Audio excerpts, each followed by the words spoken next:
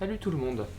Pour ceux qui ne me connaissent pas, je me présente, je m'appelle Benoît, je suis interne en neurologie et je présente sur cette chaîne des conseils et des astuces de productivité que j'ai développées au fur et à mesure de mes études pour vous aider dans votre apprentissage. Aujourd'hui, je tenais à vous parler d'une technique dont je n'aime pas le nom mais qui m'a aidé à surmonter beaucoup des défis que je me suis fixés par le passé. Il s'agit de la méthode Coué.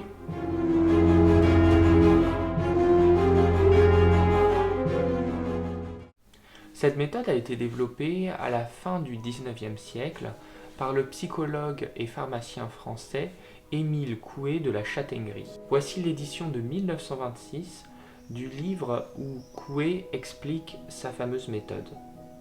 Celle-ci repose sur 5 lois ou 5 principes, qui sont les suivants. Le premier, la première faculté de l'homme est l'imagination. Quand il y a une lutte entre l'imagination et la volonté, c'est toujours l'imagination qui l'emporte, sans aucune exception. Dans le conflit entre la volonté et l'imagination, la force de l'imagination est en raison directe du carré de la volonté. Lorsque la volonté et l'imagination sont en accord, elles font plus que s'ajouter, elles se multiplient. Et enfin, l'imagination peut être conduite. Ce que Coué définit comme l'imagination peut être associé à notre subconscient. Ce qu'il explique en substance, c'est que lorsque les deux sont en conflit, pour lui, c'est l'imagination qui va prendre le pas. Prenons un exemple tout simple. Mettons que vous souhaitiez travailler, mais que votre subconscient veuille, lui, se reposer. Alors vous aurez beaucoup de mal à vous mettre à l'exercice.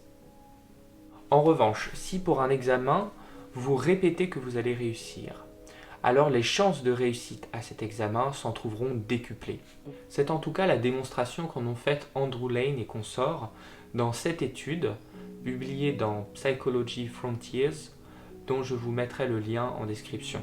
Dans cette étude, les auteurs ont pris plusieurs groupes de sujets et leur ont inculqué à chacun une méthode psychologique différente.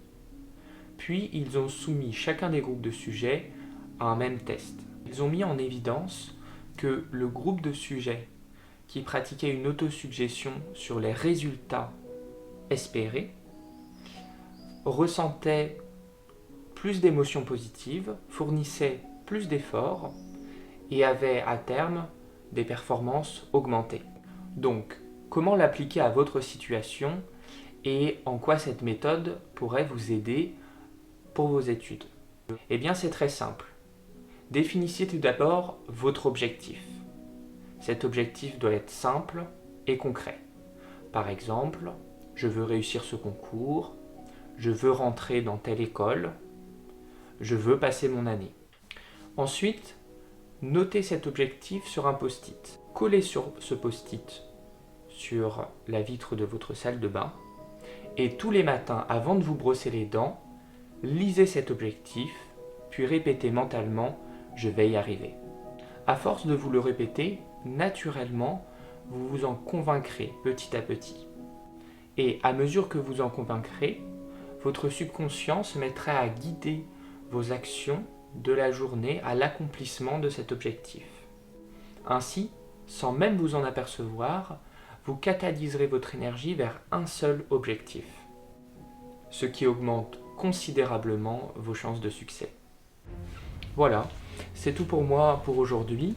Donc j'espère que cette méthode pourra vous être utile dans vos études ou dans votre vie. On peut l'utiliser pour d'autres situations.